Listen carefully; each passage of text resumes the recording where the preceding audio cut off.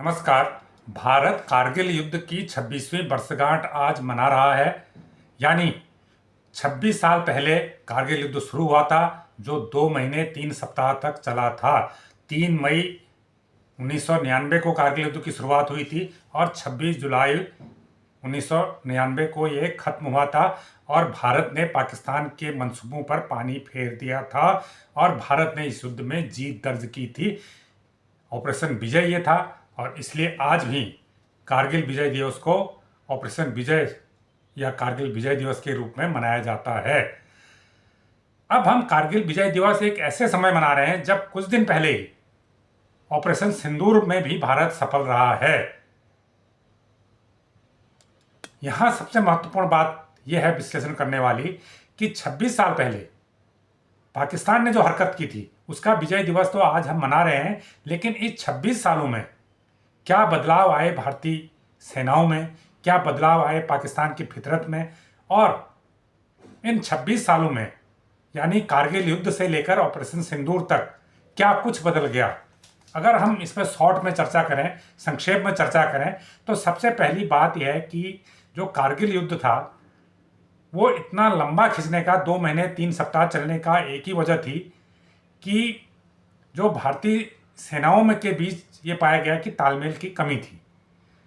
कमी इस सेंस में थी कि वायुसेना का इस्तेमाल देर से किया गया। सबसे पहले या शुरुआत में ही वायुसेना का इस्तेमाल होना चाहिए था, ताकि जो पाकिस्तानी घुसपैठिए थे, पाकिस्तानी घुसपैठिए कौन थे? आतंकियों के भेष में पाकिस्तानी सेना थी, तो उनको रोका जा सकता था। लेकिन वायुसेना के इस्तेमाल करने में जो निर्णय हुआ उसमें देरी लगी और जिससे ये थोड़ा लंबा खिंचा। विजय हालांकि भारत को मिली, लेकिन थोड़ा सा ये संघर्ष लंबा खिंच गया। लेकिन ऑपरेशन सिंदूर में हमने देखा कि वायुसेना और थल सेना के बीच ऐसा तालमेल था और नौसेना भी हरदम तैयार थी अपनी कार्रवाई के लिए। हालांकि नौसेना को कार्रवाई करने की जरूरत नहीं पड़ी, लेकिन पूरी तरह से वो तैयार थी। तो तीनों सेनाओं के बीच एक ऐसा शानदार तालमेल देखा, तो 4 दिन में ही पाकिस्तान घुटनों पे आ गया और उसने भारत को फोन करके, पाकिस्तान के डीजीएमओ ने भारत के डीजीएमओ को फोन करके अनुरोध किया कि अब बहुत हो गया, युद्ध रुकवा दें। सिर्फ 4 दिन में पाकिस्तान को नाकूच चने चबा दिए थे इस युद्ध में, जबकि कारगिल युद्ध 2 महीने 3 सप्ताह चला था। 3 मई से लेकर 26 जुलाई तक चला था। तो पहली बात तो यह है कि जो भारतीय सेनाओं के बीच एक शानदार तालमेल रहा। ये तालमेल क्यों रहा? क्योंकि तीनों सेनाओं के ऊपर एक सीडीएस भारत में नियुक्त किया जा चुका है।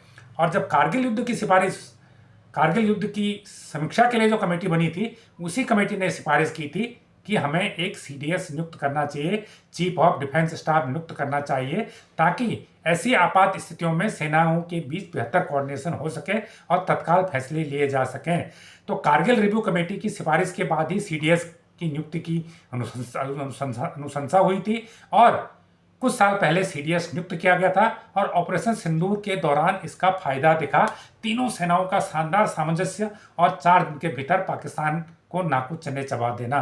तो पहली बात तो ये है, पहला बदलाव तो ये दिखा इन 26 सालों में। दूसरे अगर बदलाव की बात करें तो जब कारगिल युद्ध हुआ था तो भारत के पास गोला बारूद की कमी पड़ने लग गई थी और आनन फानन में गोला बारूद इजराइल से खरीदा गया और कुछ और कंट्री से भी खरीदा गया। और जब आनन फानन में खरीद होती है, जब इमरजेंसी में कोई सामान आप खरीदते हैं, एक तो उसकी कीमतें ज़्यादा लगती हैं और उसके बाद जो सामान दिया जाता है उसकी भी कोई गारंटी नहीं होती कि अच्छी क्वालिटी का होगा। तो तब भी यही हुआ, बहुत सारा घटिया गोला बारूद भारत को सप्लाई कर दिया गया। लेकिन इस युद्ध में भारत ने स्वदेशी हथियारों का इस्तेमाल किया, चाहे वो आकाश मिसाइल सिस्टम हो, चाहे वो ब्रह्मोस हो।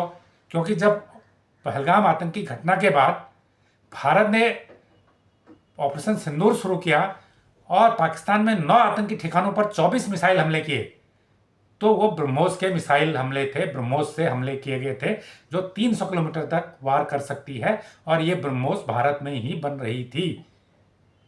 उसके बाद जब पाकिस्तान की तरफ से जवाबी कार्रवाई हुई तो उसमें भी जो हमारे आकाश मिसाइल सिस्टम है और हमारी जो ब्रह्मोस मिसाइलें हैं उन्होंने जोरदार प्रदर्शन किया। इसके अलावा भारत में बने ड्रोन ने अच्छा प्रदर्शन किया, भारत के जो विमानों ने अच्छा प्रदर्शन किया और भारत के जो बाहर से खरीदे गए विमान भी हैं उनमें भी जो मिसाइल सिस्टम है वो ब्रह्मोस और दूसरे आकाश मिसाइल सिस्टम लगाए गए हैं और जो उनके हथियार का जो सिस्टम है वो ज़्यादातर स्वदेशी है।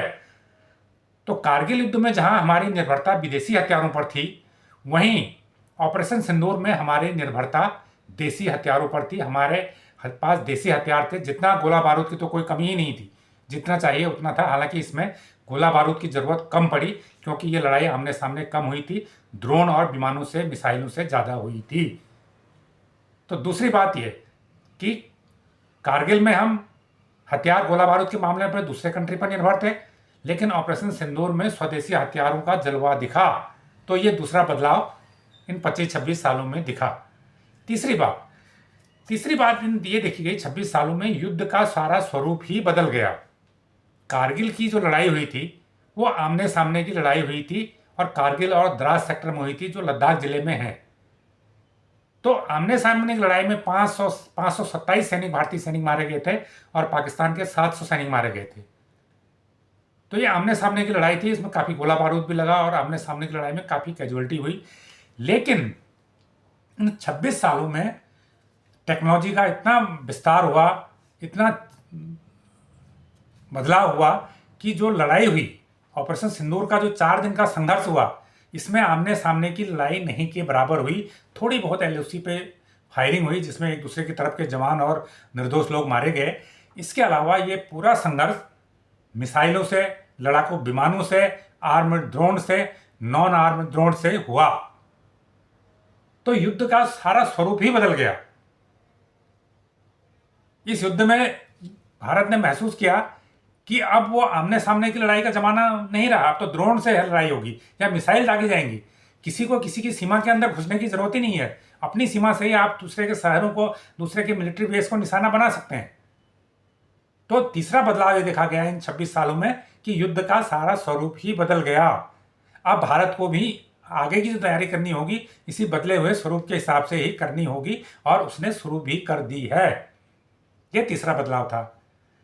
चौथा बदलाव इसमें अगर हम कहें, जो बदलाव था या चौथी जो खास बात है, जो बदलाव नहीं हुआ, वो जिसमें हम कह सकते हैं कि ये अभी भी हमारी चूक है। खुफिया एजेंसियों की चूक अभी भी है, और तब भी थी। देखिए, कारगिल युद्ध क्यों हुआ? एक लाइन में अगर समझना हो तो कारगिल युद्ध इसलिए हुआ क्योंकि पाकिस्तान के घुसपैठिए, पाकिस्तान से बड़ी संख्या में आतंकवादी कारगिल के अंदर, भारतीय सीमा के अंदर घुस आए थे।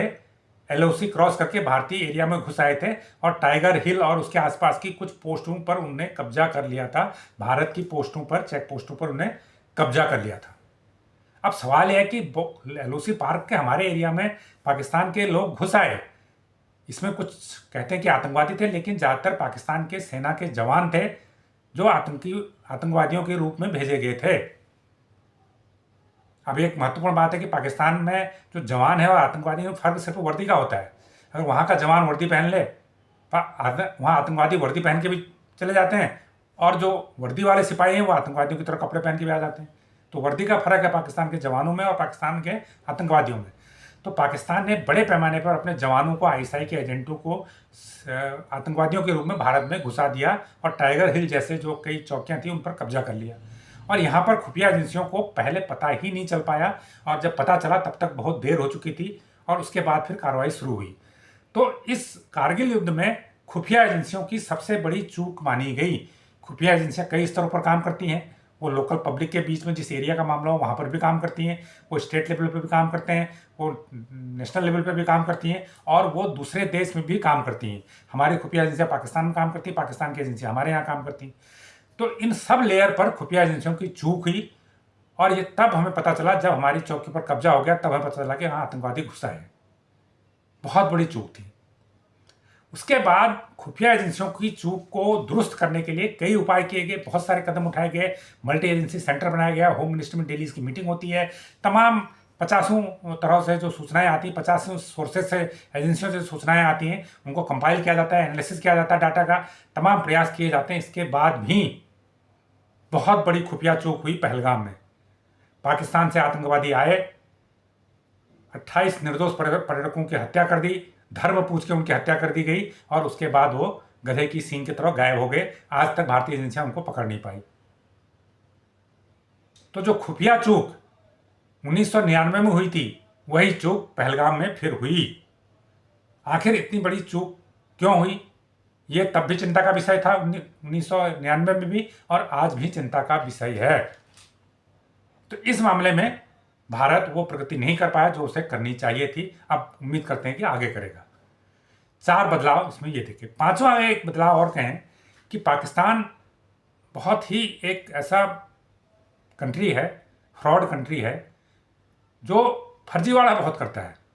जैसे मैंने बताया कि कारगिल में उसने अपने सैनिकों को आतंकवादी बना के भेज दिया, और जब वहां सब मारे गए, योगेंद्र यादव जो एकमात्र जीवित है कारगिल का और परमवीर चक्र विजेता हैं, जो टाइगर हिल के आसपास वाले एरिया में लड़े थे और वहां से बच के आए थे, उन्होंने कहा कि वहां सैकड़ों लाशें पड़ी थी पाकिस्तानी सैनिकों की, और पाकिस्तान ने माना ही नहीं कि हमारे सैनिक है। पाकिस्तान ने कहा कि वो आतंकवादी हैं, वो उनकी डेड बॉडी तक नहीं ले गया, जबकि वो पाकिस्तानी ट्रेंड सैनिक थे, आईएसआई के एजेंट थे, पाकिस्तानी सेना के जवान भी थे। तो पाकिस्तान ने आज तक स्वीकार नहीं किया, क्योंकि पाकिस्तान एक छद्म युद्ध हमेशा लड़ता है, और इस बार भी उसने ये छद्म युद्ध लड़ा। उसने झूठे प्रचार किए। क्या क्या उसने छद्म युद्ध लड़ा? उसने भारत को भ्रमाने के लिए 300-400 ड्रोन एक साथ भारत की तरफ उड़ा दिए। ये ड्रोन कोई नुकसान नहीं कर सकते थे, कि सिंपल ड्रोन थे जो 1-1.5 लाख रुपए का जो वीडियोग्राफी करने का काम आता है। इसने भारत की तरफ इसलिए उड़ाए ताकि भारतीय सेना को, भारतीय मिसाइल सिस्टम को, भारतीय तंत्र को कंफ्यूज किया जा सके। पहला काम ये किया। दूसरा, इसने प्रचार फैलाया कि जो भारत में पाकिस्तान ने पहले भारतीय धार्मिक स्थलों पर हमले किए, गुरुद्वारों पर हमले किए गए अमृतसर में, और भी कई मिलिट्री स्थानों पर हमले किए। फिर उसने कहा कि नहीं, हमने नहीं किए, भारत अपने आप कर रहा है, अपने स्थानों पर हमले अपने आप कर रहा है। तो उसने दूसरा भ्रम ये फैलाया। तीसरा भ्रम उसने फैलाया कि हमने भारत का S-400 मिसाइल सिस्टम हमने ध्वस्त कर दिया है। ये उसने और भ्रम फैलाया।